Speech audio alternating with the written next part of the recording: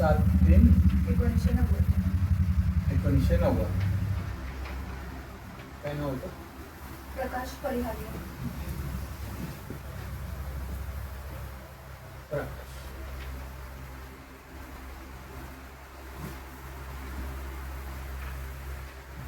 सात 3/1990. बरोबर आहे. हो. काय नाव होतं? कांचन. कांचन. मग नावाच्या टोटल मुळे काय त्याच्या स्पेलिंगच्या ह्याच्यामुळे वेगळं येत होतं का? हा आहे ना, नावाचा पण फरक आहे ना. तेव्हा यांचं कॅल्क्युलेशन वेगळं आणि आता त्यांचं एक कॅल्क्युलेशन. आपल्याकडे कुंडली आली त्याच्यानुसार 7/3/1990 ही जेंट्सची डेट ऑफ बर्थ आहे. ते आपल्याकडे कुंडली काढायला आहे. त्यांच्या बायकोची पण हीच आहे. आता त्यांचा बर्थ टाइम जो होता हा बहुतेक मला वाटते किती होता बघ.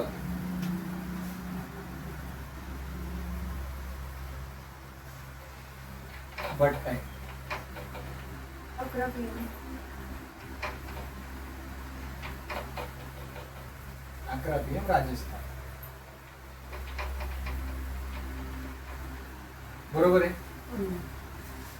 आता ह्यांचा बर्थ टाइम आपल्याला नाही माहिती कारण त्यांनी आपल्याकडे अजून कुंडली काढलेली नाही. यांचं पण काय आहे? राजस्थान. बरोबर आहे. आता ह्यांचे ग्रह तारे जे ज्योतिषशास्त्राप्रमाणे बरोबर असणार की नाही, एकाच टायमिंगला असणार की नाही. जातकाचं काय झालंय, फक्त लिंग चेंज झालंय दोघांचं. मग ह्यांच्या दोघांचं भविष्य ऍट ऍक्च्युअल सेमच असणार का सांगा. आता तुम्ही जसं म्हटले नावाने, तर नावाचं 10 ते 20% फक्त इफेक्ट असतो ज्योतिषशास्त्रीय कुंडलीमध्ये. आता यांचं नाव प्रकाश आहे तर यांना घरामध्ये सोनू पण बोलवत असतील, राजू बोलवत असतील, मग नाव तर अजून एक बदललं ना. बरोबर आहे का नाही. मित्र अजून काहीतरी वेगळं बोलवत असतील, नाव सेम राहिलं का त्यांचं? नाव चेंज झालं. बर्थ टायमिंग चेंज होणार आहे का? राजस्थान मध्ये जन्म झालाय तो तसाच राहणार आहे. यांचा पण बर्थ टायमिंग काही चेंज होणार का? नाही होणार. याच्यामध्ये काय असतं, इकडे असतात फादर आणि इकडे असते मदर. वडिलांची पण काहीतरी डेट ऑफ बर्थ असेल का नसेल? DOB date of birth. आईची पण एक डेट ऑफ बर्थ असणार, डेट ऑफ बर्थ. तशीच यांची पण फादर आणि मदर असणार की नसणार? ह्यांच्या आणि यांच्या दोघांच्या डेट ऑफ बर्थ सेम असतील का? असतील का? यांच्या डेट ऑफ बर्थ वेगळे असतील की नाही? मग यांच्या ग्रह ताऱ्यांचा परिणाम दोघांच्या या मुलावरती होत असतो. जसे DNA जे असतात ना आपले आई वडिलांकडनंच आपल्याला मिळतात ना, तसाच ज्योतिषशास्त्रीय नियमाप्रमाणे तुमच्या आई आणि वडिलांचे ग्रह सुद्धा तुमच्यावरती परिणाम करत असतात, तुमच्या ग्रहांवरती. मग ते तुम्हाला सपोर्टिव्ह आहेत का नाहीये? बरं, यांना पण आई वडील असतील का नसतील? फादर मदर यांना पण असेल का नसणार? ते पित्राचं आणि पित्र. मातृछाया म्हणतात ते. मग आता ह्यांना पण असणार फादर मदर.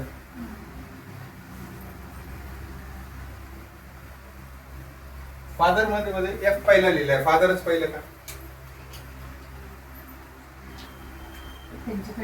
जेनेटिकल जास्त इफेक्ट फादरचा राहत असेल. तेच बाळ देणार आहे. स्त्री फक्त वाढवणार आहे. पहिले जे बाळ असतात ते कोणाच्या शरीरात असतात? पुरुषाच्या शरीरात असतात. पुरुष देतो आणि स्त्री वाढवते. म्हणून पहिलं फादर आणि नंतर मदर. आणि आपल्याकडे बाय डिफॉल्ट अशी पद्धत आहे, म्हणजे जी आपण सनातन संस्कृती फॉलो करतो, की वडील हे मोठेच असतात वयाने आणि आई ही त्यांच्यापेक्षा लहान, म्हणजे बायको ही वयाने लहान असते त्यांच्यापेक्षा. बरोबर आहे ना? उलट होत नाही. आता ते सगळं चालतंय, पण एक जी संस्कृती चालते त्याच्यानुसार वडील हे मोठे असले पाहिजेत आणि आई ही त्यांच्यापेक्षा 2, 4, 10 वर्षांनी लहानच असली पाहिजे. म्हणून फादर आधी, कारण आपले जे स्पर्म्स आहेत ते पहिले फादरच्या शरीरात आहेत आणि ते देणार आहे, त्याच्यानंतर वाढवणार. आलं लक्षात? मग ह्यांचे जे ग्रह तारे आहेत हे याच्यावरती इफेक्ट करत असतात. तर ज्या वेळेला अशी गोष्ट येते ना, तर त्यावेळेला डिवाइन मेथड्स आहेत काही, आणि KP एस्ट्रॉलॉजी पण आहे आपल्याकडे, प्रश्न पण आहे, प्रश्न कुंडली आहे. तर त्याच्यातनं आपण हे बघत असतो ज्या वेळेला त्यांचे प्रश्न चेंज होतात. दुसरी गोष्ट, नावाचा फार कमी फरक असतो पण असतो. बरोबर आहे. आता यांचा बर्थ टायमिंग पण समजा सेमच असेल असं आपण हे धरून चाललो. बर्थ टायमिंग पण त्यांचं काय सेमच आहे. मग कुंडली सेम आली पाहिजे ना. जसं 2 जुळ्या बाळांचं पण आपल्याकडे आलं होतं. 7 मिनिटाचा फक्त फरक होता. साळकर पिंपरीवरून जे आलं ते. मग त्या काय पोराचं पोरीचं सेमच होणार का कुंडली? कारण त्यांच्या हिशोबात ते जुळे आहेत. हो. यांची सगळी चेन सेमच आहे. सेमच आहे, हो. समजलं? हो. मग ते डिवाइनली आपण बघतो. ते आपण डिवाइनली बघतो. आपल्याकडे दिव्य दृष्टी आहे. आपण दिव्य दृष्टीने त्यांचे मागच्या जन्माचे कर्म पण पाहतो आणि त्याच्यानुसार चालणारे त्यांचं फ्युचर प्रेडिक्शन करतो. आलं लक्षात? म्हणजे ज्योतिषशास्त्र फक्त एवढंच मर्यादित नाहीये की फक्त हे आकडे बघितले आणि सांगितलं किंवा आकड्यावरून लोशू ग्रीड बनवला आणि सांगितलं, एवढं नाहीये. आपल्याकडे दोन्ही पद्धतीने बघितलं जातं. म्हणून आपल्याकडे फरक आहे. बाकीचे जे ज्योतिषी आहेत ना ते फक्त तुमचे तेवढेच फक्त आकडे घेणार, त्याच्यावरून बनवणार. त्यांच्या दोन्ही कुंडली आहे ना एक सेम टू सेम मॅच होणार. त्याच्यामध्ये काय, कारण ते कम्प्युटराइज आहे ना. तुम्ही तीच डेट ऑफ बर्थ तेच टाइम आणि तेच टाकलं, फक्त तुम्ही मेल किंवा फिमेल करताय. कुंडलीच्या कुठल्याही घरातांमध्ये फरक दिसणार नाही. समजलं? मग ते दोघांचं सेम राहणार का? अजिबात सेम राहणार नाही. पण कर्म तर वेगळे असतील ना त्याचे. आणि कर्म ही डिवाइनलीच बघितली जातात. समजलं? कर्मानी ते भाऊ बहीण झाले, जुळे झाले, जन्माला आले 7 मिनिटाच्या फरकाने. पोरगी मोठी होती का पोरगा? मुलगीच होती ना मोठी साळकरांची. गौरी आणि गौरव. गौरी आणि गौरव. मग गौरी आणि गौरवचं काही सेमच चालणार का? अजिबात नाही चालणार. आणि जे आपण म्हणतो प्रहर वगैरे असतात किंवा राहू काळ वगैरे असे जे म्हणतात, तर एकाचा जन्म जर चांगल्या काळामध्ये झाला आणि एकाचा जर राहू काळ म्हणा किंवा जे काही हे असेल त्याच्यामध्ये जर झाला तर तरी सुद्धा त्याचा फरक पडणार. हो, कारण तो जन्मच घेतोय ना, तो काळ म्हणजे ती वेळ ठरलेली. एकाने हॉस्पिटलमध्ये जन्म घेतलाय आणि एकाने रोडवरती जन्म घेतलाय असं समजा. काय भिकाऱ्यांची पोरं रस्त्यावरती जन्माला नाही, गरिबांची पोरं किंवा किती श्रीमंत असेल गाडीत चालले आणि गाडीतच जन्म झालाय बाळाचा, बसमध्ये एसटी मध्ये, असं होतंय की नाही होतंय? मग काळ आहेच ना शेवटी प्रत्येक ठिकाणी. मग ज्योतिषशास्त्राने जे काही मुहूर्त दिलेले आहेत, मग चांगले मुहूर्त आहेत किंवा काळ आलेला आहे, राहू काळ आहे, शनी काळ आहे, जे काही काळ चालू आहे त्याच्यामध्ये जर त्यांचा जन्म झाला असेल तर का झाला त्या काळावरती जन्म?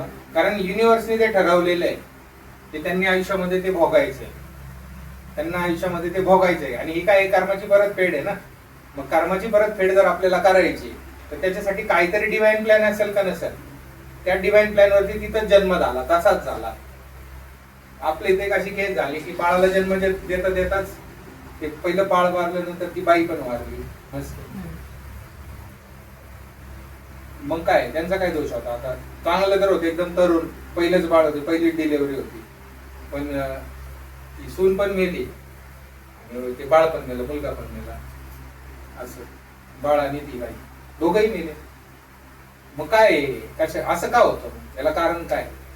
याचं उत्तर तुम्हाला आहे ना कुठल्याच आहे ना शास्त्रांमध्ये नाही भेटणार.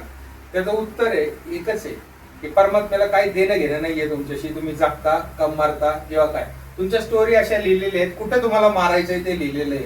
का मारायचंय? कारण मारल्यानंतर तप जे मिळणार आहे ते परमात्म्याला मिळणार आहे. हे सगळा खेळ चाललाय तपासाठी. तुम्ही त्याच्या दर्शनाला जरी गेले तरी तो चिरडून मारतोय. होतं का नाही होतं? आता मध्ये कुंभमेळा झाला, लाखो लोक तिथं चिरडून मेले का नाही मेले? मग भगवंतांनी वाचवायला पाहिजे होतं ना. किंवा केदारनाथला गेलेले लोक पाण्याखाली बुडून मेले का नाही मेले? मग त्याचं काय घेणं देणं नाही. त्याला फक्त चिरडून रगडून मारायचंय. जसं आपण चिरडून रगडून ते पीठ दळतो आणि खातो ना आपण, आपलं अन्न आहे ते. लावलेलं कुणी असतं? शेतकऱ्यांनीच लावलेलं असतं ना. शेतकरीच कापतो आणि शेतकरीच परत रगडून पीठ बनवून खातो. तसा परमात्मा ही सृष्टीचा उत्पत्ती, स्थिती आणि प्रलय या तिन्ही गोष्टी तो करत असतो. मग ह्याचा काय उपयोग आहे मग या ज्योतिषशास्त्राचा? तर तुमच्या कर्मांमध्ये मिळालेली तुम्हाला सवलत आहे. तुमच्यावरती ज्या वेळेला गुरु कृपा होती किंवा परमात्म्याची कृपा झाली असं समजा की त्यांनी सांगितलं की बाबा हे उपाय कर, त्याच्यानंतर तुझी ही मी कर्म ह्या जन्मातली कट करतो. पण ती पूर्णपणे कट होतात का? ती फक्त पोस्टपोन्ड होतात. कुठलंच कर्म डिलीट होत नाही, हे लक्षात ठेवायचं. ते डिलीट होत नाही का? कारण त्याच्यावरूनच तुमचं आहे ना बक्षीस नाही तर तुम्हाला असणारी सजा ही ठरणार. एक तर बक्षीस मिळेल नाही तर सजा मिळेल तुम्हाला कर्माची. हा कर्म विपाक आहे, कर्म विपाक म्हणतात त्याला. आणि प्रतिउत्पत्त समुत्पाद म्हणजे तुम्ही जे काही केलं every action there is equal and opposite reaction. ते ऍक्शन रिएक्शन आहे.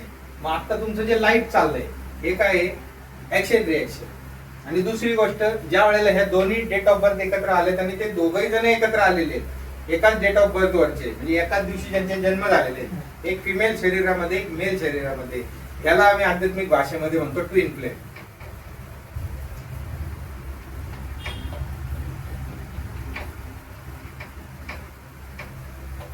ट्विन फ्लेम, जुळा आत्मा. एकाच आत्म्याचे काय झाले, दोन आत्मे झाले, दोन शरीरांमध्ये गेले. शिवशक्ती, राधा कृष्ण ज्याला म्हटलं जातं, त्यांचा लाईफचा उद्देश एक असतो काहीतरी स्पेशल. समजलं, लाईफचा काहीतरी उद्देश असतो त्यांना. आता दोघांच्या ह्याच्यामध्ये शनी उच्चच आहे त्यांचा, दोघांचा पण. शनी काय झालेला आहे, उच्च झालेला आहे. शनीचं कार्य काय आहे, निर्णय देणं, न्याय करणं, जमिनीवरती ठेवणं, आणि कर्माची परतफेड देतो शनी. म्हणजे ही त्यांच्या कर्माच्या परतफेडीचा तो जन्म आहे त्यांचा.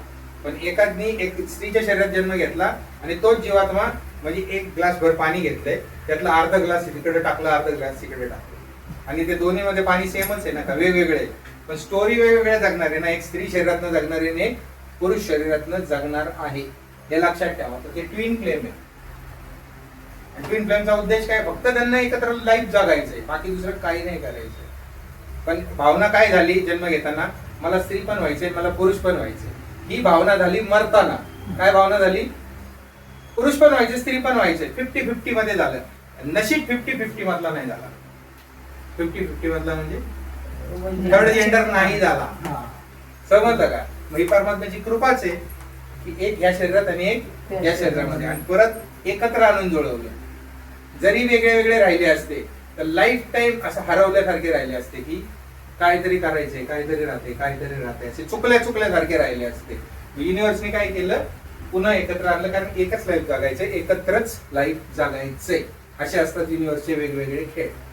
समजतात. बरेच जण मला विचारतात की आमचा ट्विन फ्लेम कधी भेटणार आम्हाला. प्रत्येकाला ट्विन फ्लेम नसतो.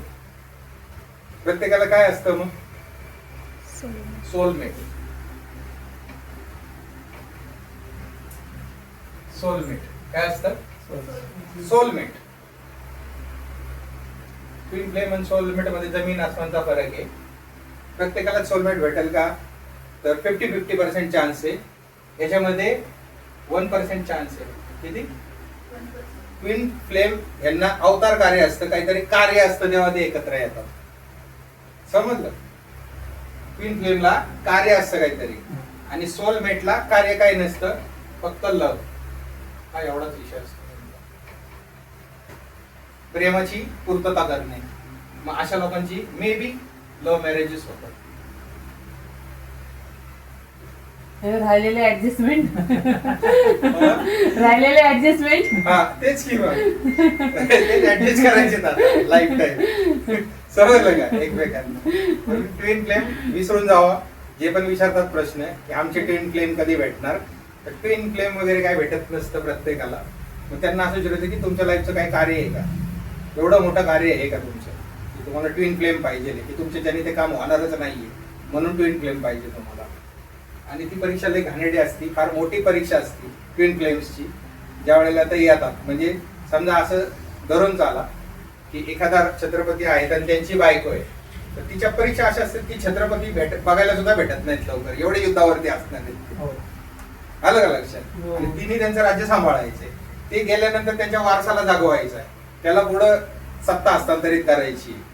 मग ही परीक्षा नाही तर काय आहे? समजा जिजाऊ मासाहेबांनी पुण्यामध्ये राहायचं आणि त्यांच्या पतीने बाहेर राहायचं युद्धांवरती किंवा दुसरीकडे कुठंतरी. परत मोठा विरह काळ आहे ना. राधाकृष्णामध्ये विरह काळ नाहीये का? मोठा विरह काळ आहे ना. राम सीतामध्ये विरह काळ नाही का 14 वर्षाचा? म्हणजे वेळेला ट्विन फ्लेमचा विषय येतो ना, त्यांच्या परीक्षा पण तेवढा खतरनाक असतं. बरं तुम्हाला कळलं पाहिजे की ट्विन फ्लेम आहे म्हणून. म्हणजे ट्विन फ्लेम आहे हे फक्त डेट वरतीच? नाही डेट वरतीच कळतं असं नाहीये. याचं एक उदाहरण म्हणून सांगितलं. डेट वरतीच असं कळतं असं काही नाही ना. आपण सनातन संस्कृतीमध्ये काय करतोय, मी पहिले सांगितलं की पुरुष हा मोठा असतो, स्त्री ही छोटी असते. म्हणजे ट्विन फ्लेम मध्ये पहिली फ्लेम उलट पण होऊ शकतं बरं काय. असं काही जरुरी नाहीये की पुरुषानेच पहिलं आलं पाहिजे ट्विन फ्लेम मध्ये. पण इन जनरल मध्ये तुम्ही कुठल्या प्रदेशामध्ये जन्म घेताय त्याच्यानुसार सुद्धा डिवाइन प्लॅन जो असतो ना, तो तुम्हाला तिथं गाईड करतो की पहिलं तू या शरीरामध्ये ये, मग नंतर तुझं ट्विन फ्लेम त्या शरीरामध्ये ये तुझ्या सपोर्टिंगसाठी. आलं का लक्षात? असा विषय असतो असा. समजलं? त्यामुळे ज्योतिष शास्त्राचा फक्त आधार घ्यायचा असतो आपल्याला, की आपलं लाईफ कसं व्यवस्थित होईल. आणि तुम्ही तेच आकडे जर वापरत असताल तर तुम्ही अपेक्षा कशी काय करता की आमचं खूप चांगलं होईल म्हणून? आकडे तुम्ही तेच वापरताय. तुम्ही आकडे वेगळे वापरले पाहिजेत ना, ज्योतिष शास्त्राची मदत घेऊन. ज्योत म्हणजे उजेड, ईश म्हणजे परमात्मा. उजेडात तुम्हाला परमात्मा किंवा परमात्म्याचं मार्गदर्शन घ्यायचंय, त्याचा जो उजेड आहे तो म्हणजे ज्योतिष. त्यामुळे ज्योतिष काही जण म्हणतात थोतांडे, काही जण म्हणतात की नाही प्रत्येक मुहूर्त बघूनच घराच्या बाहेर पाऊल ठेवलं पाहिजे.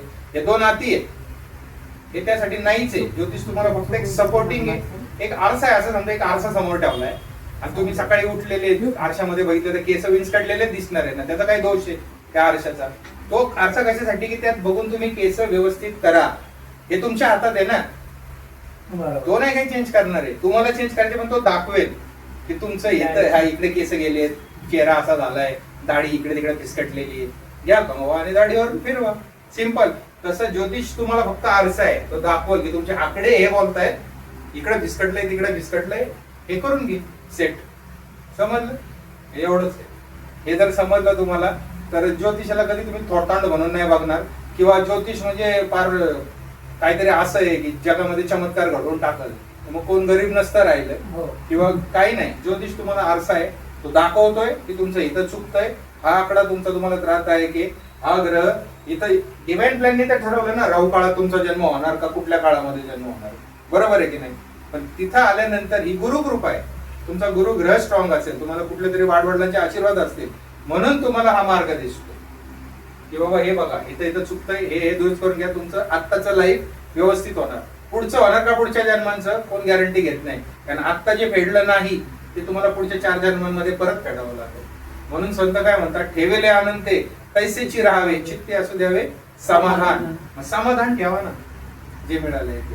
म्हणून याच्याकडे एक चमत्कार बिमत्कार म्हणून बघू नका ज्योतिषशास्त्राकडे.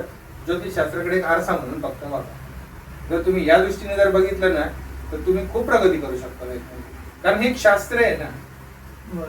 चहा तर चहा बनतो रेग्युलर, चहा पत्ती पाणी दूध टाकलं गरम केलं तर चहा बनतो, पण त्याच्यामध्ये तुम्ही थोडीशी इलायची टाकली, टेस्ट येणार की नाही? किंवा मसाला टाकला, चहाचा मसाला लमसा म्हणतो आपण त्याला, ते जर टाकलं तर अजून टेस्ट येणार की नाही येणार? फक्त टाकायचं का नाही टाकायचं तुमच्या हातात. चहा चहाच राहणार आहे, तुमचं लाईफ लाईफच राहणार आहे. आता मी हाच आहे, चेंज होणार आहे का? ज्योतिष शास्त्राने मला एक शरीर पण मिळालं ना माझ्या आकड्यावरती.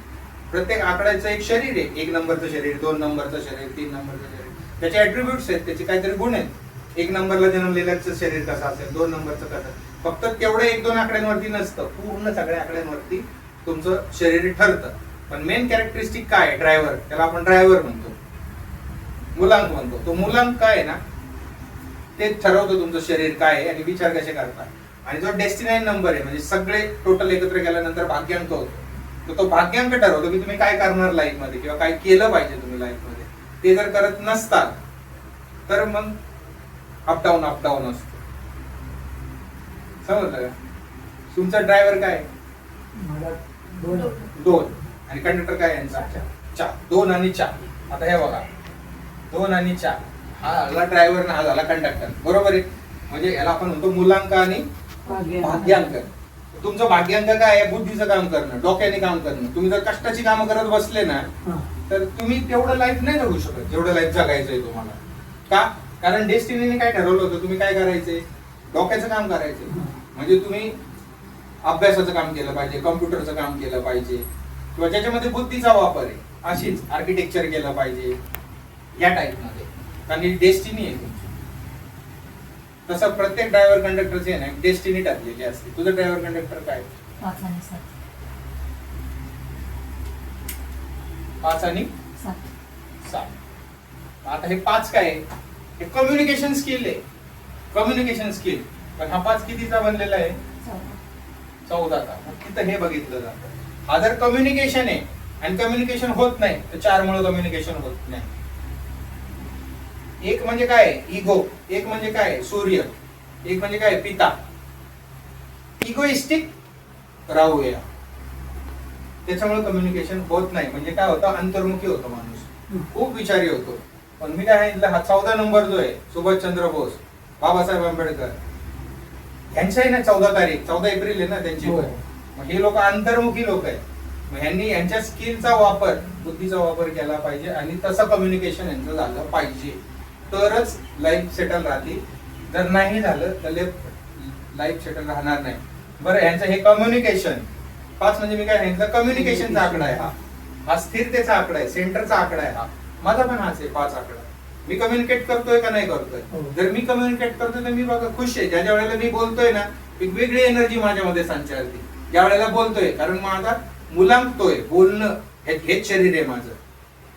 डेस्टिनी काय यांची 7 म्हणजे काय, केतू. केतू म्हणजे अध्यात्म. अध्यात्म डिवोशन. बोलायचंय कशासाठी? अध्यात्मासाठी. अध्यात्मासाठी. आलं लक्षात? मग हे तुमचे ना ड्रायव्हर कंडक्टर सगळं सांगतो. बाकीचे आकडे जरी तुम्हाला नाही कळले तर ड्रायव्हर कंडक्टर सांगतो. आणि जर कंडक्टर 8 असेल तर काय ड्रायव्हर कंडक्टर सांगा तुमचं. 7 मुलांक आहे आणि टोटल 8 होती. 7 8 हा काय 7 म्हणजे काय? आध्यात्मिक हे. आध्यात्मिक आहे. केतू म्हणजे तुम्हाला आहे ना इनबिल्ट केतू तुमचा आहे. इनबिल्ट म्हणजे तुम्ही हार्टने विचार करायचा किंवा करता हार्टने विचार. डोकं नाही लावायचं जास्त. 7 वाल्यांनी डोकं नाही लावायचं. 7 वाले जर डोकं लावायला, राहूचं काम जर केतू करायला लागलं आणि केतूचं काम जर राहू करायला लागलं तर चालेल का? तोंडाने जेवायचं असतं ना, कानाने तर नाही जेवू शकत आपण. म्हणजे एकीकडून खातो आणि एकीकडून आपण सोडतो. बरोबर आहे ना? ठरलेलं आहे कुठून खायचं आणि कुठून सोडायचं. बरोबर आहे. त्याच्या उलट जर केलं आपण तर चालेल का? जेव्हा जेव्हा तुम्ही डोकं लावायचं काम करणार ना जास्त आधी, तेव्हा तुम्ही काळामध्ये जा. हे ठरलं, हे तुमचं स्किल आहे. डेस्टिनी काय आहे? शनी. शनी काय आहे? न्याय. शनी काय आहे? न्याय. आपण हे दोन्ही आकडे बघतो. एकमेकांना एंटी आहेत का? हे न्यूट्रल आहेत एकमेकांना. काय आहे? न्यूट्रल. म्हणजे यांची शत्रू पण नाहीयेत आणि मित्र पण नाहीयेत. म्हणजे हे लाईफ कसं आहे, आध्यात्मिक लाईफ आहे. आणि या आध्यात्मिक लाईफ मध्ये ना तुमचा न्याय चांगला होईल याच्यासाठी. म्हणजे न्याय कुठं होत असतो? दरबारात होतो. कुणाच्या दरबारात होतो? यमराजाच्या दरबारात होतो. धर्मराजाच्या दरबारामध्ये न्याय होतो. तर त्या न्यायासाठी तुम्हाला काम करायचंय. म्हणजेच तुम्हाला अध्यात्मावरती काम करायचंय, जेणेकरून तुमचा न्याय व्यवस्थित होईल. त्याच्यासाठी तुम्हाला हार्टने विचार करायचा आहे, ब्रेनने विचार करायचा नाही. अध्यात्माच्या बाबतीत सांगतोय मी तुम्हाला. अध्यात्माच्या बाबतीत तुम्ही बुद्धी नाही लावायची. म्हणजे काय अध्यात्म म्हणजे काय? धर्म आणि अध्यात्म या 2 वेगळ्या गोष्टी आहेत. कारण धर्मामध्ये ज्या गोष्टी सांगितलेल्या असतात त्या तुम्हाला जगायला शिकवतात. अध्यात्म एक छोटासा पार्ट असतो धर्मामध्ये, खूप छोटा पार्ट असतो. आणि आध्यात्मिक व्यक्ती असतो ना, तो कधी धार्मिक नसतो. तो कुठल्या धर्माला फॉलो करत नाही. म्हणजे जर शंकर भगवानांकडे आपण जर बघितलं तर त्यांना असं दाखवलं जातं ते भांग पितात, गांजा पितात. बरोबर आहे ना? मग ते आध्यात्मिक आहेत की नाहीयेत? आध्यात्मिक स्वतःच अध्यात्म आहेत ना ते. म्हणजे एक कॅरेक्टर म्हणून बघा. आता मी त्यांच्या कॅरेक्टरवरती बोट नाही करत आहे. मी फक्त समजून सांगतोय की तुम्हाला अध्यात्म आणि धर्मातला फरक कळावा म्हणून. कन्फ्युजन कुठं होतं माहितीये का? की आपण धर्मालाच अध्यात्म समजतो. धर्माला जिथं जिथं अध्यात्म समजलं गेलं ना, ती लोक नरकाला गेलेली आहेत. कारण तपाचा आणि याचा काही संबंध नसतो धर्माचा. तुम्ही 5 वेळा नमाज करून पण आहे ना तप कमवू शकता, आणि 5 वेळा आरती अभिषेक करून पण तप कमवू शकता. तुम्ही मूर्त्या पूजा करून पण तप कमवू शकता, तुम्ही ध्यानाला बसून पण तप कमवू शकता. समजलं? त्याच्यामध्ये चुकीचं वाईट काय आहे का? धर्म म्हणतील की हे चुकीचं आहे, हे बरोबर आहे. बरोबर आहे की नाही? तसं नाहीये ना. आता हे डेस्टिनी आहे. या डेस्टिनीनुसार तुम्ही काय म्हणले की नाही धर्माप्रमाणे वागणं. धर्माप्रमाणे वागणारी लोक आध्यात्मिकच असतात असं काय नाही. मग इस्रायल त्याच्या धर्माप्रमाणे वागतोय, इराण त्याच्या धर्माप्रमाणे वागतोय. कोण चुकीचं आहे मला सांगा? आणि हे ठरवणारे आपण कोण? या चुकीचा कोणाची तरी एकाची साईड घेणारे आपण कोण? आपल्या धारणांशी जो जुळतो त्याला आपण म्हणतो की नाही हा बरोबर आहे ना, हा चुकीचा आहे. तुम्ही ठरवणारे कोण? कारण ते त्यांच्या धर्माप्रमाणे जिहाद करताय आणि हे यांच्या धर्माप्रमाणे सगळ्यांना स्वतंत्र करतायत. पण यांची स्वतंत्रता एप्स्टीन फाईल पर्यंत जाऊन पोहोचली. माणसं खायला लागलेत, ते रक्त पित आहेत. बरोबर आहे ना? मग कोणती स्वातंत्र्य, कोणता धर्म म्हणता? धर्म म्हणता कशाला तुम्ही? धर्माचा आणि अध्यात्माचा एवढीचा सुद्धा संबंध नाहीये. आध्यात्मिक माणूस आहे ना उघडा नागडा पण राहू शकतो. दिगंबर आमचे दादाजी आयुष्यभर दिगंबर राहिले, केशवानंद दादाजी. मग तुम्ही त्यांना धार्मिक नाही म्हणणार का? कारण कपडे घालून राहिलं पाहिजे ही धार्मिकता आहे ना. व्यवस्थित कपडे घातले पाहिजे, नागड नाही फिरलं पाहिजे. पण फिरलेत ना. स्वामी समर्थ आहेत, लंगोटवर राहत होते, मग धार्मिक नाही आहेत कधी. त्यांचा आणि धर्माचा काय संबंध आहे? ते आध्यात्मिक आहे. समजते का? धर्माचा आणि अध्यात्माचा काय? तुम्हाला जे आवडतं ते केलं म्हणजे धार्मिक, आणि मग न्याय होणार नाही. धर्म आणि अध्यात्म दोन टोकाच्या गोष्टी आहेत, ज्याचा एकमेकांशी काडीचाही संबंध नाही. हा, तुम्ही धर्मामध्ये थोडंफार अध्यात्म असू शकेल, तप कमवण्याचे मार्ग. धर्म म्हणजे अध्यात्म नाही, आणि अध्यात्म म्हणजे धर्म तर अजिबातच नाही. कारण जो कुठलाही धर्म मानत नाहीये तो आध्यात्मिक आहे. तर असं कसं काय म्हणू शकतो की हा छोटा आहे, हा मोठा आहे, हा उच्च आहे, हा नीच आहे? भेद अमंगळ सांगितले ना संतांनी, का नाही सांगितले? मग एक लेवलला मानतात ना, ते असं थोडी म्हणतात हा उच्च आहे, हा नीच आहे, हा असं आहे, तसं असं म्हणतील का? मग ते संत असतील का? आध्यात्मिक म्हणता येईल का त्यांना? म्हणून अध्यात्मामध्ये सगळे सेम असतात. समजलं? त्यामुळे अध्यात्म गोष्ट वेगळी आहे आणि धर्म वेगळी. धर्म घरापुरता असला पाहिजे, समाजापुरता असला पाहिजे. म्हणजे तुमच्या समाजात जेवढा असतो रक्ताच्या नातेवाईकांचा तेवढा, त्याच्या बाहेर धर्म जात नाही. त्याच्या बाहेर धर्म गेला रे गेला, एक तर तो चांगला असतो नाही तर वाईट असतो. जो त्या धर्माला मानतो तो म्हणतो बरोबर आहे, हा चांगला धर्म आहे, आणि जो नसतो मानत. आता उदाहरण म्हणून बोलतोय, मूर्तीपूजा करणारे आपण सगळे बरोबर आहे, आणि मूर्तीपूजा न करणारे एक साईडला ठेवा. मूर्तीपूजा न करणाऱ्यांच्या नजरेमध्ये आपण पापी लोक नरकाला जाणार आहे सगळेजण, माहितीये का? जे पण मूर्तीच्या समोर डोकं नतमस्तक करतात ते काय झाले? पापी झाले, नरकाला जाणार. आणि आपली लोकांची कन्सेप्ट काय असते? ते मूर्त्या तोडतात किंवा मूर्तीला मानतच नाही, ते नरकाला जाणार. आता नरकाला कोण जाणार ते सांगा? हे ठरवणार कोण? हे ठरवतो हा 8. एवढं सगळं सांगायचा उद्देश फक्त एवढा होता की शनी महाराज ठरवणार आहे की तुम्हाला पुढचा जन्म काय मिळणार आहे. तुमच्या कर्माचा लेखाजोखा सगळा आहे ना, ते शनी महाराज करणार आहे. म्हणून ज्यांच्याकडे 8 आकडा येतो त्यांना आम्ही काय म्हणतो? वकील हो, न्यायालय, न्यायाधीश हो, किंवा सरकारी कामामध्ये जा की जिथं तू लोकांची कामं करशील, म्हणजे तुझे ते कर्म पेटतील. कारण तू कर्माचा बोजा घेऊन आलाय डोक्यावर, न्याय होणार आहे नाही तर तुला, जर तू ते कार्य नाही केलं, तुझं लोकांची सेवा नाही केली. म्हणून शनिवाल्यांना आम्ही काय सांगतो? बाबा लेबर जे लोक असतील त्यांना दूध द्या, त्यांना पाणी द्या, किंवा 5 रुपये एक्स्ट्रा द्या. 50 रुपये देत असताल ना तर 5 रुपये अजून एक्स्ट्रा द्या. एखाद्याला रिक्षामध्ये गेलो आपण तर त्या दिवशी 5 रुपयासाठी हुज्जत नका घालू. त्यांनी काम केलंय ना तुमचं, मग तो वर्कच झाला एक प्रकारे तुमचा, त्याच्याशी हुज्जत घालू नका. त्याला उलटा 5 रुपये वरतून द्या, कारण त्याचे जे आशीर्वाद आहेत ना ते इथं तुम्हाला कामाला येणार आहे. आकडा 8चा तुम्ही घेऊन आले जन्माला, आणि हा असतो 8, दुसरा असतो 17, तिसरा असतो 26. याच्या 3 तारखा आहेत, 8, 17 आणि 26. हा म्हणजे प्युअर याचा न्याय होणार आहे, 100% याचा न्याय होणार आहे. हा आहे 17, याचा जवळजवळ 75% न्याय होणार आहे. आणि हा आहे 26, याचा 50% न्याय होणार आहे. आलं लक्षात? याचा बेनिफिट असा आहे 17चा, ह्याच्या प्रॉपर्ट्या खूप बनतात ज्योतिषशास्त्रामध्ये. हा 8 आहे, हा 17 आहे, आणि हा 26 आहे. याला लक्झरी मिळणार आहे. 26 वाल्याला काय मिळणार आहे? लाईफ मध्ये लक्झरी. 6 नंबर आला ना, शुक्र आला, म्हणजे हा दिसायला पण चांगला असू शकतो. 26 वाला 26 जानेवारीला आपल्याला हे मिळाले ना, स्वातंत्र्य मिळालेलं आहे ना, जाणून बुजून हा आकडा घेतलेला आहे. त्यावेळेच्या ज्योतिषशास्त्रज्ञांनी बसून ठरवलेली डेट आहे ही 26. हे भारताचं भविष्य, हे लक्षात ठेवा. हे भारताचं भविष्य, जे नाहीये ते आणायचं, त्याला म्हणतात ज्योतिषशास्त्र. पण भारताचं काय होणार मग नंतर? 6 आणि 2 किती झाले? 8. न्याय होणार, त्याला लक्षात ठेवा. न्याय होणार. त्यामुळे ज्या डेट्स घेतलेल्या आहेत 26 जानेवारी आणि 15 ऑगस्ट, 5 आणि 6, इथं पण किती घेतलाय?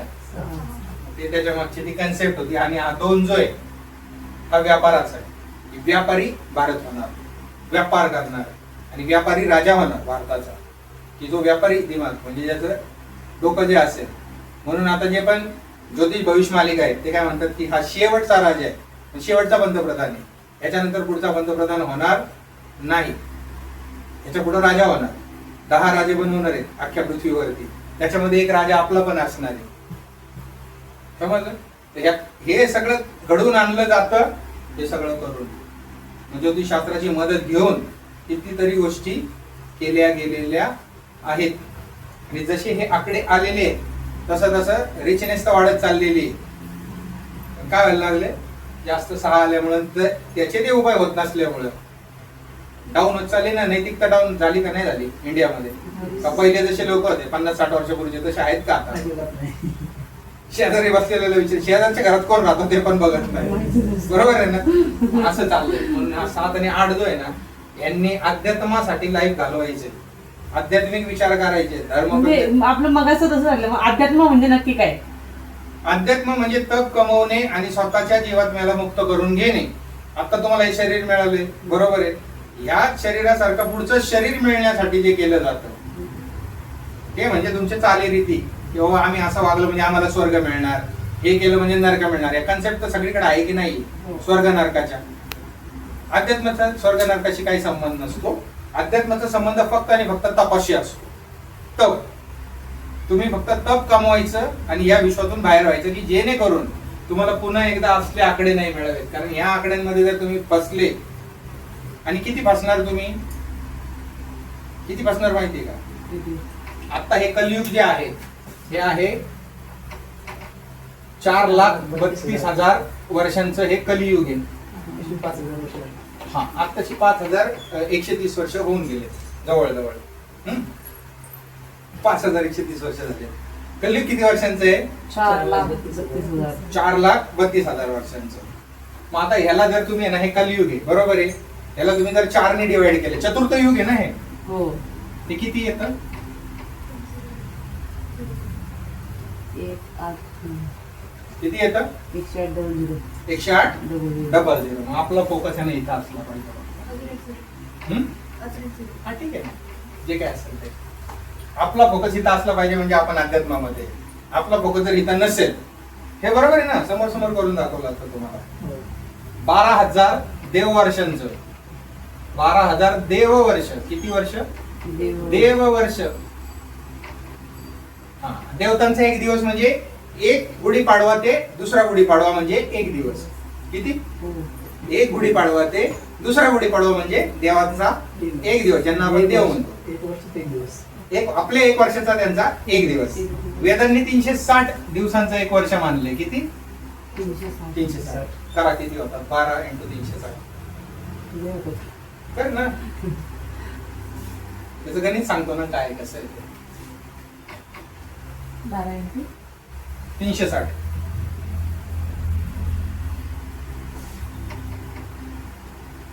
4,320. 4,320. 12 × 36 केले तर 4,320. परत 3 0.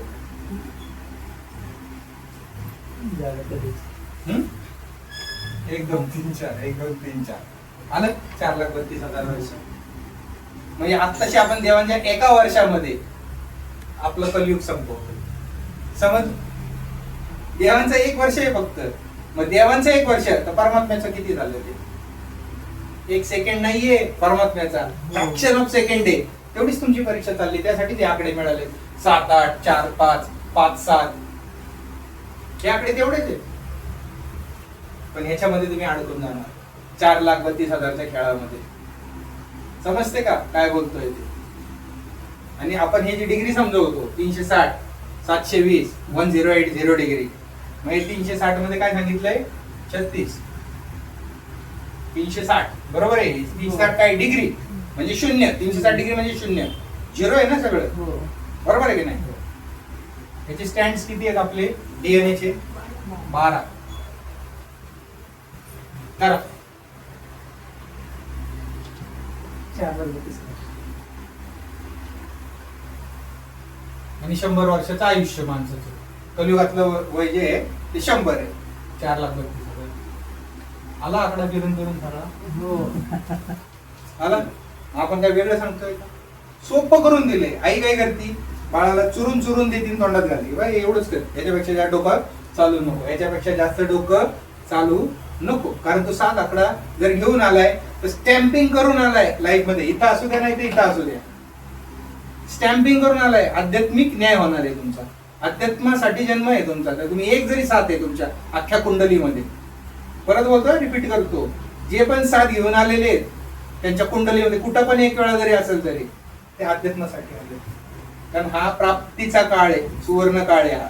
आणि ह्या सुवर्ण काळामध्ये जर तुम्ही प्राप्त नाही केलं या 100 वर्षात, आता दादाजी 100 वर्ष राहतील नाही राहतील, तिसरं महायुद्ध होईल नाही होईल ते बघतालच तुम्ही स्वतःच्या डोळ्यांनी, त्याच्यात जर तुम्ही प्राप्त नाही केलं तर तुम्ही किती अडकणार आहे?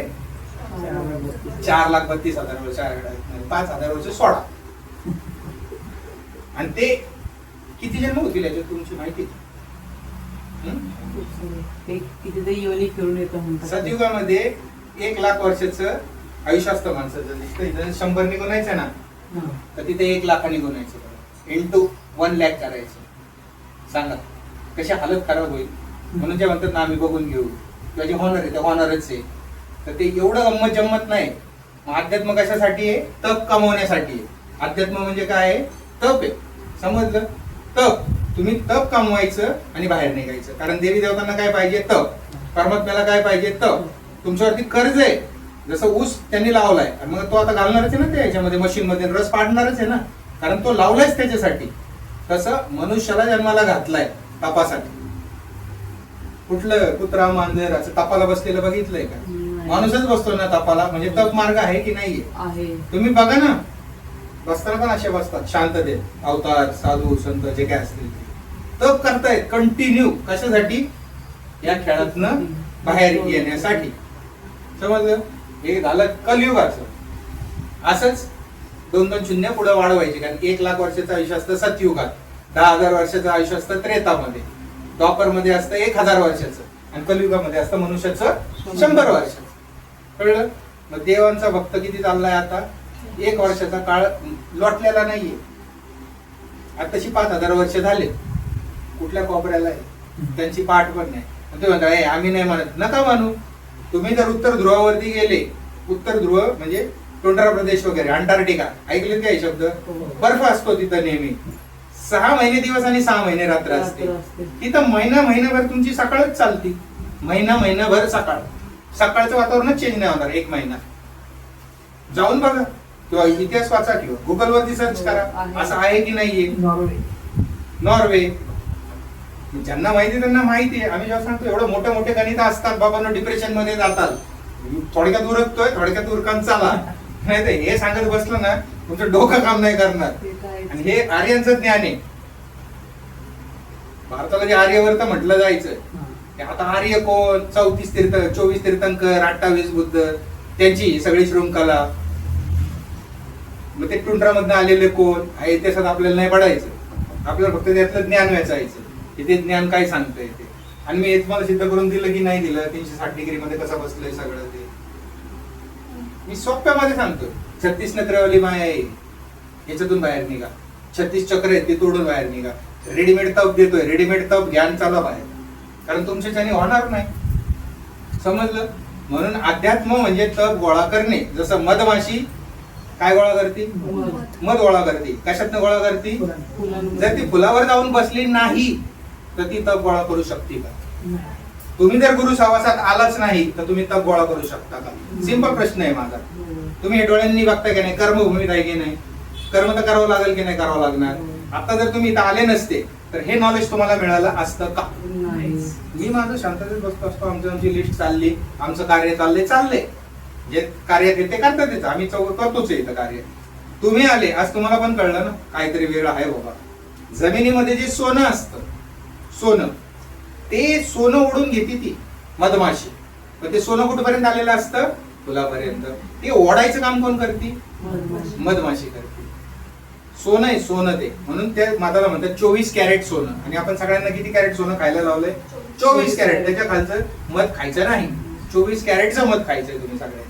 त्यावेळेला तुमचं तप वाढणार आहे. आलं लक्षात? मग हे आहे अध्यात्म. अध्यात्मामध्ये पाप पुण्य ही कन्सेप्ट नसते. आणि धर्मामध्ये धर्म हा पाप पुण्यावरती आधारित असतो. धर्म कशावर असतो? पाप पुण्यावरती असतो. हे केलं म्हणजे पाप झालं, हे केलं म्हणजे पुण्य झालं. बायकोला सोडून जाणं हे पाप आहे का पुण्य?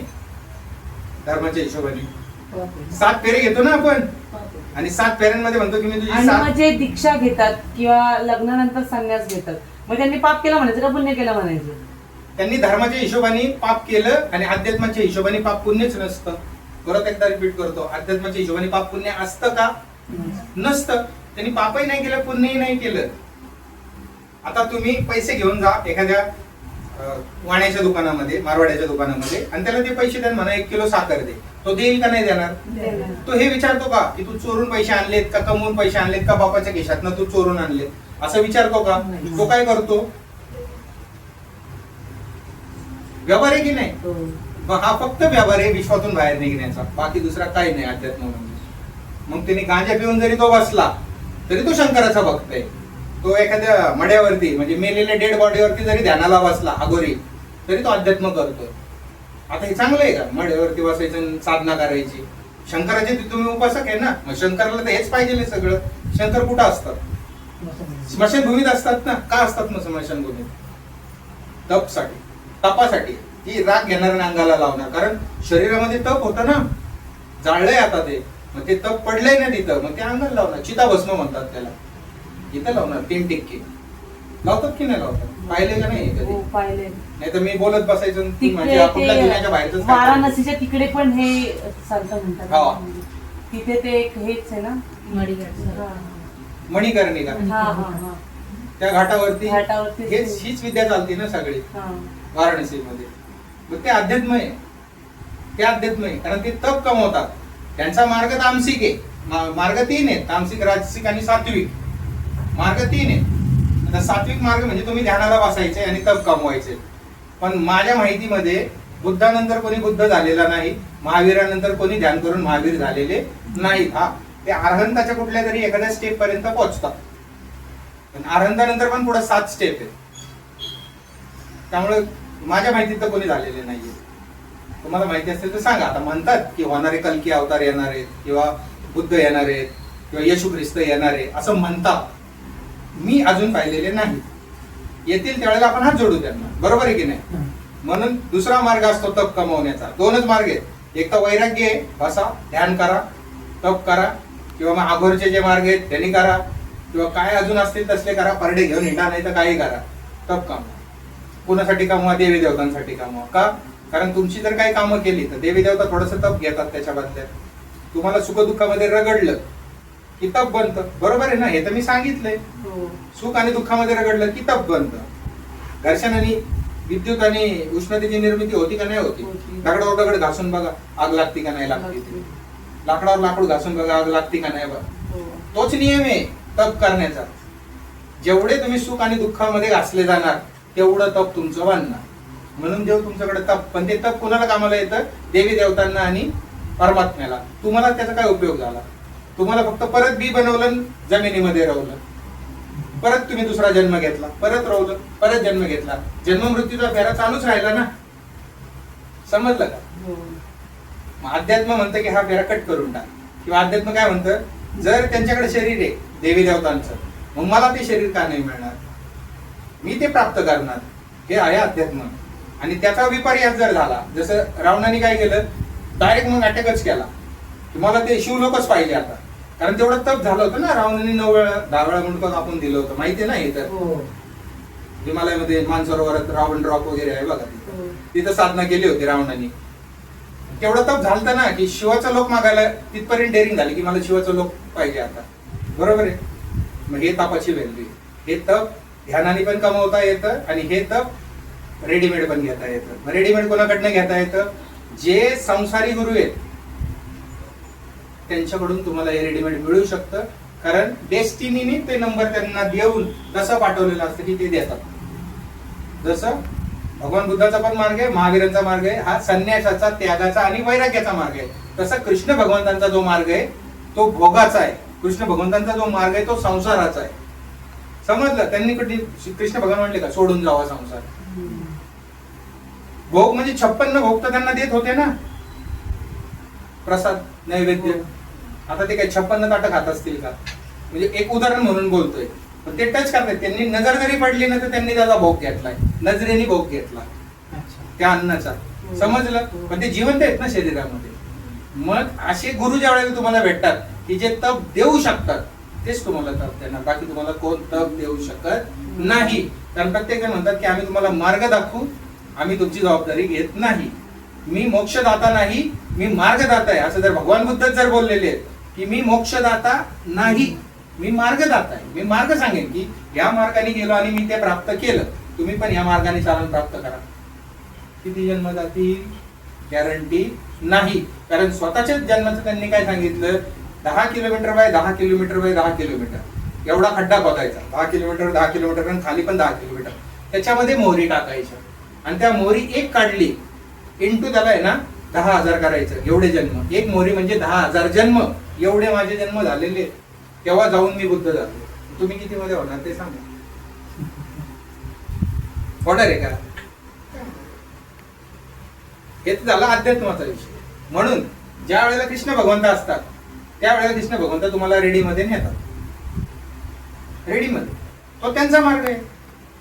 रासलीला करा, नाचून दाखवा, 56 भोग द्या, चला. कोण आहेत ते? ऋषी मुनी आहेत. 16,108. किती आहेत? 16,100 आणि 8 त्यांच्या पत्नी. 16,108 घेऊन जातात ना गोलोकला, का नाही घेऊन जातात? हे तर आपल्या ग्रंथांमध्येच लिहिलेले या सगळ्या गोष्टी. मग ते रेडी तप देतात, रेडीमेड तप नाही, पण मग ते मडकं फोडणार, ते लोणी चोरणार. आणि तुम्ही जर म्हणले चोरी करणं तर पाप आहे धर्मानुसार, बरोबर आहे का नाही? बरोबर. हा धर्मानुसार अडका याच्यामध्ये. कारण तुम्ही कधी प्राप्त करणार हे वरणार शक्यच नाही. आणि याचं सोपं साधं उदाहरण सांगतो की मी जे नेहमी देत असतो. धीरूभाई अंबानी आहेत, बरोबर आहे. धीरूभाई अंबानी अरबो खरबोपती आहेत, बरोबर आहे. त्यांनी एखाद्या गरीब मुलीशी लग्न केलं, झोपडपट्टीतली समजा, की जिच्या घरात खायचे बोंबे. त्यांनी जसंही लग्न केलं, जसंही त्यांचा मंगळसूत्र गळ्यामध्ये घेतलं, तर तिचं नाव अंबानी होतं का नाही होतं? आणि त्यांच्या अर्ध्या प्रॉपर्टीची ती मालकीन होती की नाही होती? याला म्हणतात रेडीमेड तापाची देवाणघेवाण. तुम्ही जर अशा गुरुचा गंडा घातला, तुम्ही जर अशा गुरुचा रुद्राक्ष धारण केला की जो तुम्हाला तप देऊ शकतो, तर तुम्हाला रेडीमेड मध्ये दिलं जातं. तुम्हाला काय करावं लागणार आहे?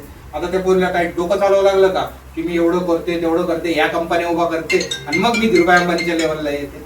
असं झालं का? लग्न केलं झाली ना ती का नाही झाली? काही वेगळं करावं लागलं का?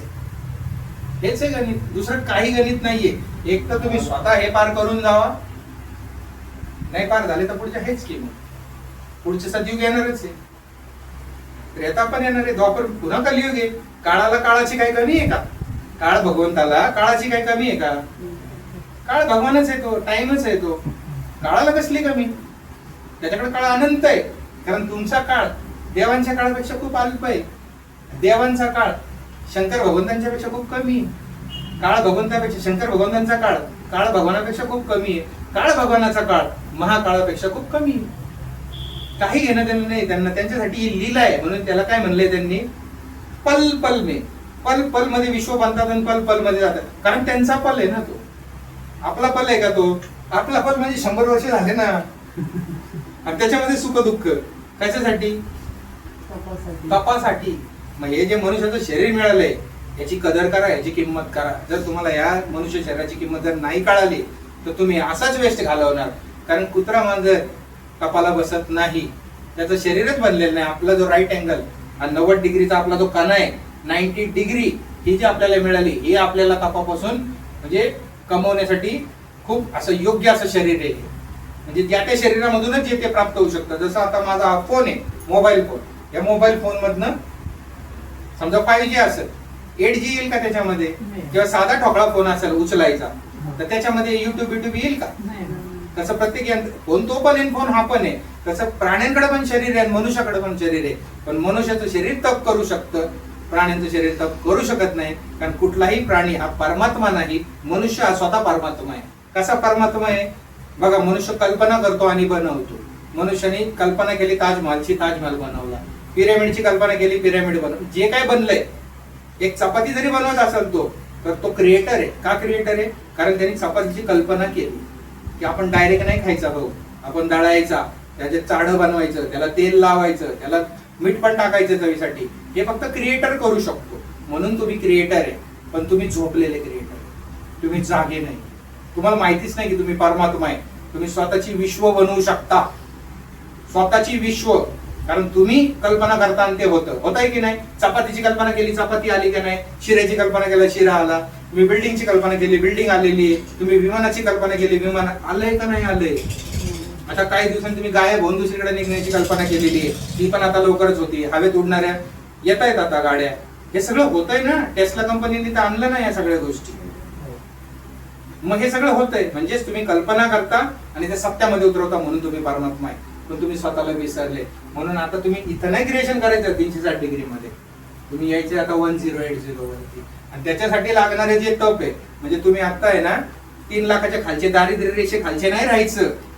आता तुम्ही करोडपतींमध्ये यायचे, बिलियनियर मिलेनियर मध्ये यायचंय. आणि त्याच्यासाठी काय करावं लागेल? सिंपल आहे. एखाद्याने तुम्हाला दत्तक घेतला, जो बिलियनियर आहे मिलेनियर आहे, त्यांनी जर तुम्हाला दत्तक घेतला तर तुम्ही झाले का नाही बिलियनियर मिलेनियर? तसंच आहे, तुम्ही जर तो गुरु धारण केला, रुद्राक्ष घातलेत ना, टेन्शन नका घेऊ. मला तुमच्यासाठी विषय नाहीये हा. तुम्ही धारण करायचंय, बाकी तुम्हाला काय धारण करायचं आणि सांभाळून ठेवायचे. तुम्ही जर म्हणले नाही आम्ही नाही लावत ते धीरूभाई अंबानीचा, आमचा काय संबंध त्याच्याशी, मग संपला का विषय?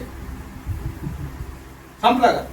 कारण ज्या वेळेला गाडीवाला ड्रायव्हर जात असतो कुठेतरी, तुम्हाला ट्रिपला घेऊन जातो, तर तो बघतो सीटर मोजतो. तो प्रत्येकाची नावं नसतो लक्षात ठेवत. अरे हे सीट भरले का, ते सीट नाही तर विचारतो हे तुमचे साईडचे कोण आले ते बघा.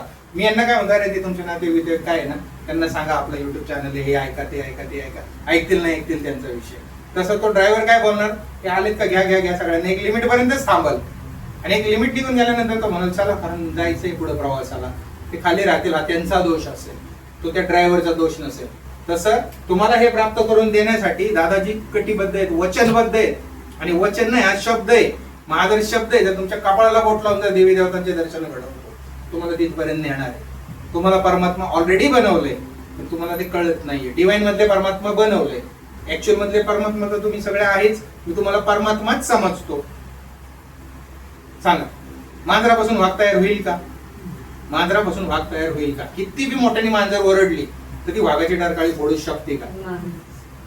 म्हणजे ते बी असतं की नाही? आंब्याच्या बी मधनच आंबा येईल का नाही?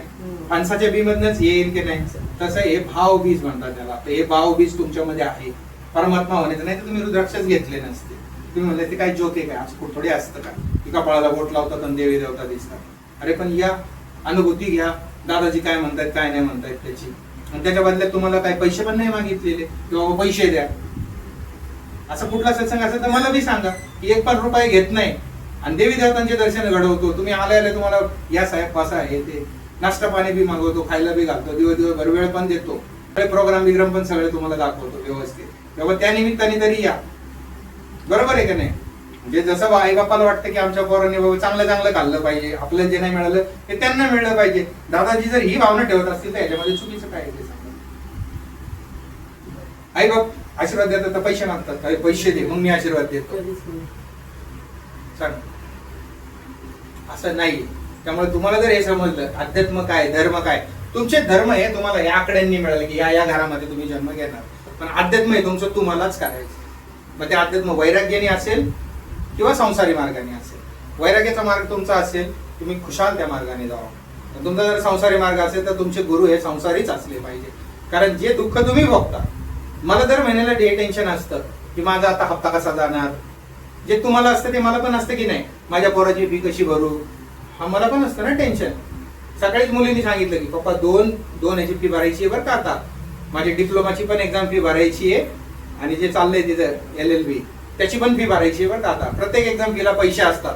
लगेच दादांच्या डोक्यामध्ये विचार चालू होतात की हा याला 5,000 लागतील, याला 3,000, याला 2,000, एवढे पैसे आता जमून ठेवायचे. मग हे विचार मी पण करतोय का नाही? संसारी म्हणून करतोय ना. जर वैरागी असतो तर मी म्हटलं असतो की मला काय घेणं देणं पडलं याच्याशी. मी चाललो अध्यात्माला, मी चाललो ध्यानाला, मी जातो बसतो कुठेतरी गुफांमध्ये जाऊन. मी असं करतोय का? आलेल्या प्रत्येक संकटाला उभा राहतोय की नाही? तुमच्यासाठी जी संकट आहेत ते मनुष्य शरीरामध्ये दादाजींना संकट नाही आहेत का? मनुष्य शरीरातलं बोलतोय मी. आहेत की नाही आहेत? तर दूधवाला मला म्हणणार आहे की नाही पैसे नाही दिले ते चालेल, चला जा असेच घेऊन जावा. आणि मला नकोय ना नसले, कारण मी कर्माची काय करतोय, परतफेड करतोय, लेनदेन करतोय, कर्माची लेनदेन करतोय. हे अध्यात्म आहे. हे अध्यात्म समजून घ्या. अध्यात्म म्हणजे काय? तपाची प्राप्ती करणे आणि ह्या खेळातनं मुक्त होणे. कारण हा खेळ जो आहे ना, इथं एकही नाही असं की तो म्हणाल की नाही मी खेळून जातो हा सगळा खेळ. आणि म्हणत असेल तर मी त्याला म्हणतो बेस्ट ऑफ लक. कारण त्याला माहितीच नाही की तो खेळ म्हणजे काय असतो. कधी कोडी होतो, कधी कुत्रा होतो, कधी सडतो. आता आपल्याकडे केस आली त्याच्यामध्ये 24 वर्षाचा मुलगा मेलाय, ब्रेन त्याचा खराब झाला चरोलीचा, गोलक म्हणून. सॉरी काय 24 वर्षाचा पोर, नाकाचं हाड वाकडं झालं होतं, ऑपरेशन केलं बेलसारे बाईंकडे इथं दादाच्या दवाखान्यात, हा. काय नाक कान घासाच्या दवाखान्यात. हं. ते सेप्टिक झालं त्याच्या मेंदूमध्ये. त्याला सांगितलं होतं 15 दिवस घराच्या बाहेर पडू नको, वाऱ्यात फिरू नको. फिरला, मेंदूमध्ये सेप्टिक झालं, कॉमत गेला, डायरेक्ट कॉमत. आले होते आपण, तिने बघितलं दिव्य दृष्टीमध्ये, ऑलरेडी शरीर सोडलेलं होतं. 24 वर्षाचा पोरगा. हो मग असले म्हणजे घरात परत नॉर्मल ह्याला येणारच नाही ते म्हणून. 4,32,000 वर्ष कलियुगाला अडकणार, हे लक्षात ठेवा. मी तर तुम्हाला थोडक्यात सांगतोय, कारण तुम्ही जे धर्म मानताय ते हे मानता. हा. तुम्ही जे धर्म मानताय ना, सनातन, वैदिक, वेद, वेद हे सांगताय, हे वेदांची गणना आहे. मन कोटारडी ही वेदांची गणना. मी तर इथून पण सिद्ध करून दिली, अशीच आहे. दिली का नाही दिली? हो. मी कुठेतरी मग खोटं म्हणतोय. वेदांताचा अर्थ अम्मासाची डावा, येड्यांनी व्हावा बार माता, येरांनी व्हावा बार माता. माझं वाक्य नाहीये, तुकाराम महाराजांचं वाक्य आहे. वेदांचा अर्थ अम्मासाची ढावा. आम्हाला माहित कळला आता वेदांचा अर्थ काय आहे, काय नाही ते.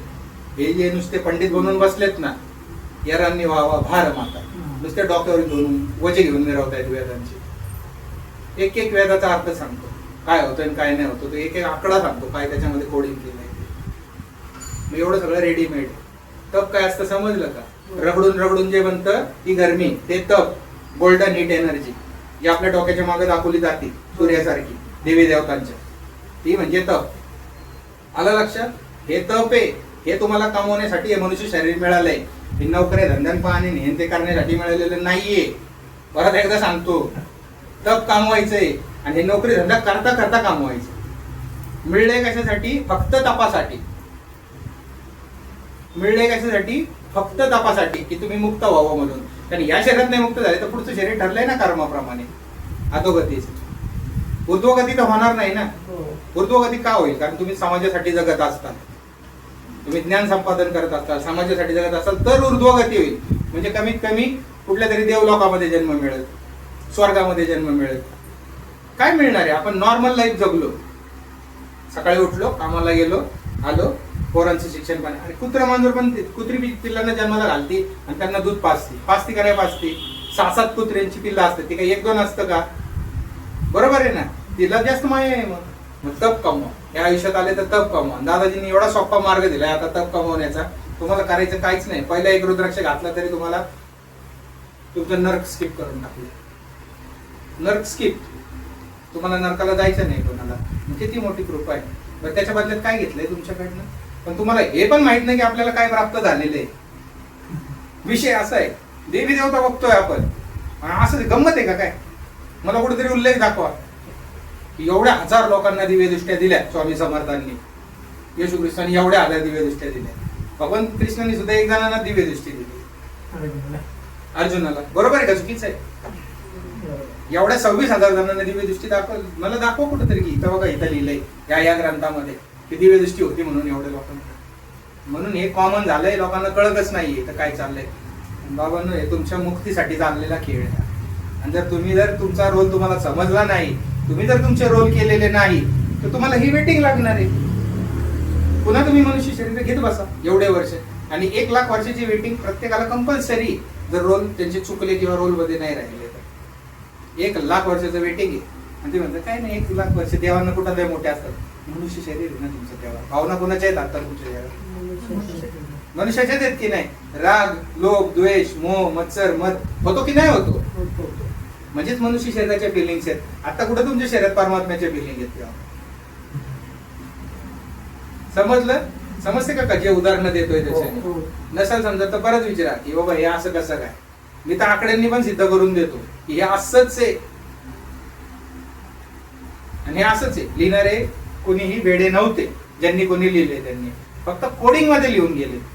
आणि त्याचे अर्थ सांगायला तुम्हाला साधू संत वेळोवेळी येत असतात, अवतार वेळोवेळी येतात. एवढं सगळं लिहून ठेवलं, एवढं सगळं केलं कशासाठी? कोणत्या काळासाठी केलंय? जब आएगा बिसम बिसा, ना रहेगा ईसा ना रहेगा मूसा, तब राज करेगा जगदीसा. जेव्हा विसावर वीस येईल, 2020 येईल, त्यावेळेला ईसा पण राहणार नाही, मूसा पण राहणार नाही. त्यावेळेला जगदीश राज्य करेल. 650 वर्षापूर्वी लिहून ठेवलेल्या गोष्टी आहेत. कबीरांचे दोहे वगैरे जर तुम्ही वाचले,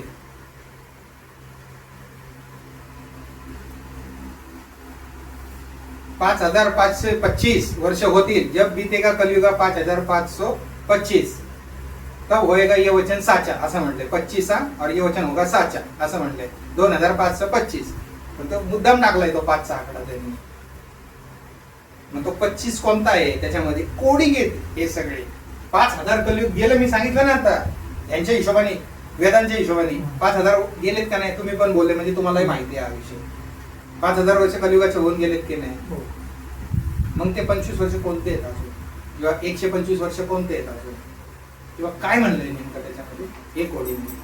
आणि तुम्हाला एवढ्या सगळ्या पसाऱ्यात जायची काही गरज आहे का. रेडी तप घ्या, रोल करा स्वतःचे. मी करतोय का नाही दिवस रात्र.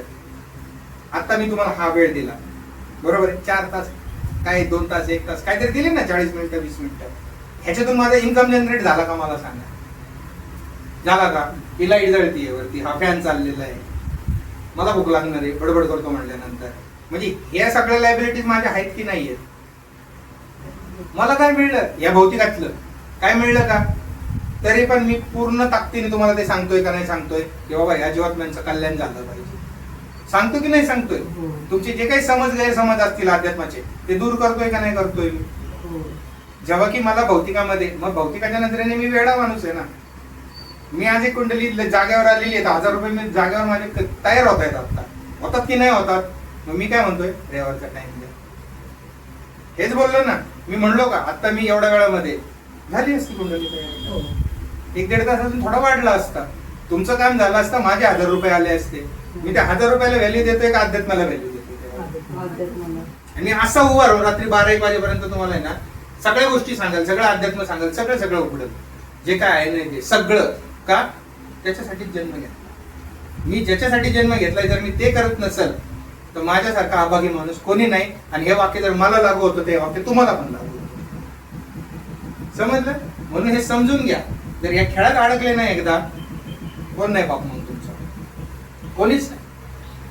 आणि शेतकऱ्याला माहिती असतं हे फणसाचं बी आहे, हे ज्वारीचं बी आहे, हे गव्हाचं बी आहे. त्याला बी कळतं का नाही कळतं. तसे माझे बी मला कळतात की माझे बी कोण आहे, की जे परमात्मा परमात्म्यापर्यंत येते हे मला कळतं. तेवढी जाण मी ठेवतो.